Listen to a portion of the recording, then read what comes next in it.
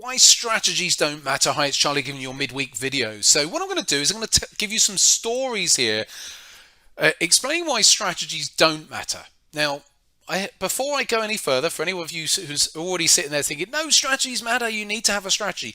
Yes, you do. Okay, so there you go. You need to have a strategy.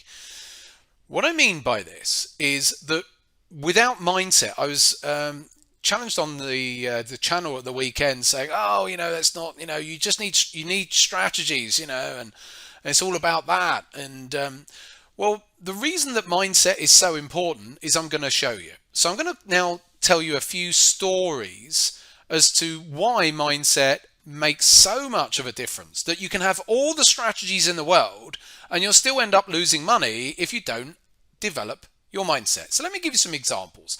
So example A. So let's say we've got trader A. Trader A. And trader A, we've got trader A. Actually, let's go with this. We've got trader A, trader B, trader C, and I could make up loads here, but I think we'll go with 4, and let's see how we get on. So trader A is naturally a greed-based trader. Okay, wants the money, quite happy, over trading, putting on too much position size at times, have been like that, has no fear generally speaking, and so just wants to get on, make as much money as they possibly can from their trading. But the risk is that they are liable to over trading and oversizing and all of that. So let's go through this. So trader A, he's got that underlying personality, he or she. So trader A goes through a bit of a winning spell. They've got their strategy, and let's say they've all got exactly the same strategy here. They've all got exactly the same strategy. They don't know one another. They don't know one another. They're dotted all around the world, but they're all trading the same strategy. And that strategy, let's say, is going to go through a lovely winning spell, and it's going to go through a slightly losing drawdown period as well, before it then goes to its next winning phase. So that's the strategy. That's the equity curve of the strategy itself. Now we're going to go through this. So we've got trader A, who's a greed-based trader. So the greed-based trader, during the upwards phase, following the trades, no problem. Greed-based trader got no problem with taking the trades. But at some point along this equity curve, trader A gets overconfident. So is liable to get overconfident. So trader A starts doing what? Oversizing, putting too big a position size on, starts actually deviating from their plan, starts trading other strategies because he's just getting generally excited, he or she. And as a result, trader A's equity curve, when the strategy does its normal equity curve, trader A, when it starts going into drawdown, trader A starts putting in bigger and bigger position sizes as well to make back the prior equity, and trader A completely fluffs it because of just those few things. Again, mindset. Nothing wrong with the strategy, and this is why I say strategies don't matter. Because if you don't have the mindset, you'll still lose money, even with the strategy. Let's now go to another one. I've got 4 here in my mind. It's not. There's loads of examples. These first 2 are the obvious ones. The next 2 are going to be slightly less obvious mindset issues. So trader B, yep, you guessed it, fear-based. So trader B, fear. Trader B, at the beginning of trading with the strategy, sort of hesitates on a couple of the entries here and there as they come through. But nevertheless, as they have a couple of winners, their confidence builds. So their equity curve is already behind the actual strategy's equity curve because they've hesitated on following the plan. And bear in mind, I'm talking about a specific strategy, rules-based strategies here.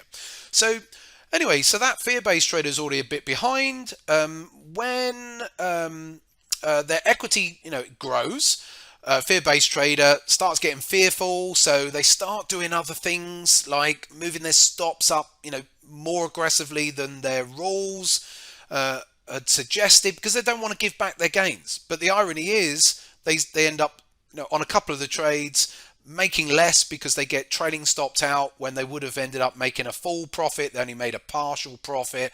So again, trader B underperforms the equity curve that if they'd have just followed the strategy.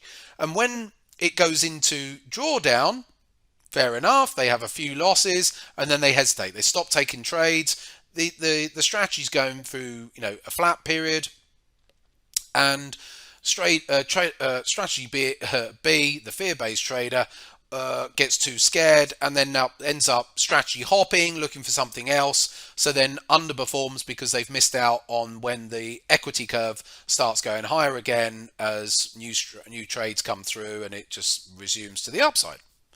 Then you've got trader C. So trader C has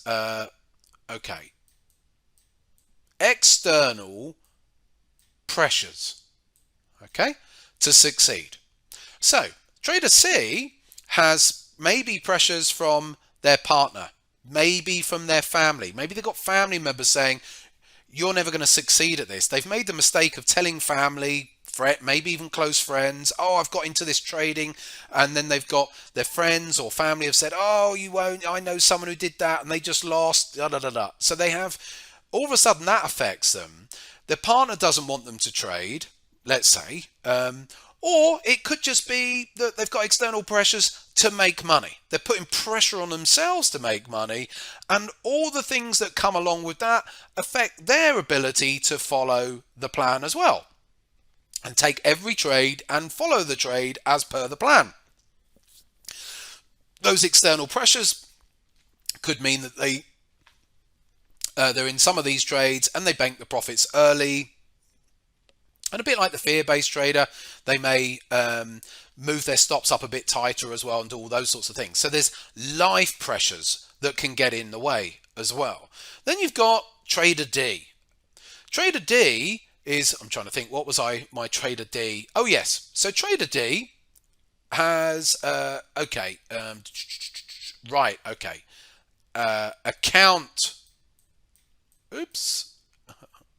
account, if I can,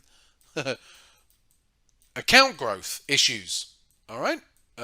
So what's happened with trader D? Trader D's got into this, and trader D put a 10k in down here, let's say, and the equity curve's grown over whatever period of time this is, and trader D's like, right, great, I'm going to now add to my account. I've had I'm trading well, I'm following my plan, I'm going to add to my account. So they now put in, let's say, 30k over here somewhere, just at the point when the equity tops out, when the strategy itself then goes into this relatively mild drawdown. What happens to trader D at that point is, oh, blimey, oh, I don't like this. All of a sudden, their trade size is 3 times the size that it was previously. So when they have some losses, like they have through here, a few more losers coming through, oh, God, it exaggerates, magnifies the losses that they're having. They then don't like that, and all of a sudden that affects their ability to follow the given strategy. They probably would have followed it absolutely fine if they'd stayed with their original balance and the growth that they had, but they'd added to it. Nothing wrong with that, but again, it affected their mindset. So every single one of these, for varying reasons, has had their mindset affected, or their mindset has affected their ability to follow their plan. And this is why I say over and over again, trader mindset trumps strategy. You can have a good strategy and underperform it to varying degrees because of a underdeveloped trader mindset. Trader mindset, any strategy is not going to be your holy grail unless you're staying on top of your mindset. If you're working on the fact that trader D, for example, look, okay, what does trader D need to do? Needs to visualize the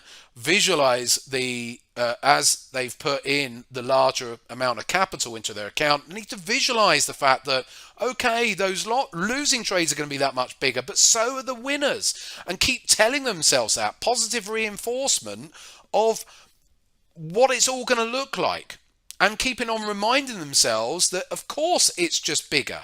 I've met so many traders who logically understand all this sort of stuff, and then when they're actually in the mix, they don't like it. So it's a lot of work, a lot of repetition work, self-talk in all of that to keep reminding ourselves it's just another trade. It's the same numbers, it's the same pips, it's the same points, same percentages that I'm having when I'm having these losses. It's just at a bigger number. And anyone who's sitting there thinking, oh, what a load of, that's just nonsense, you're just trading at a bigger number, it's all just the same percentages, you haven't been there. Or for a lot of people, because, and again, it does come down to personalities. Some personalities are fine with it, but I've met countless traders who have been affected by that very thing. So do not underestimate the power of the dark side, as I always say when it comes to trader mindset. Without that 100%, if you don't keep developing that and working on it on all and these are just 4 examples here, then you will underperform the very thing that you're trying to perform with. So by all means, in the the comment section, do put in any feedback of other scenarios if you want to, of anything like this, or if you've been in a situation similar to some of these that I've covered off, because this is the holy grail of trading, not a trading strategy. The trading strategy will only get you so far unless you develop your mindset. And on the back of that, have a wonderful Wednesday. I welcome your comments. By all means, if you just watched this video for the first time, do like and subscribe to the channel. Take care for now.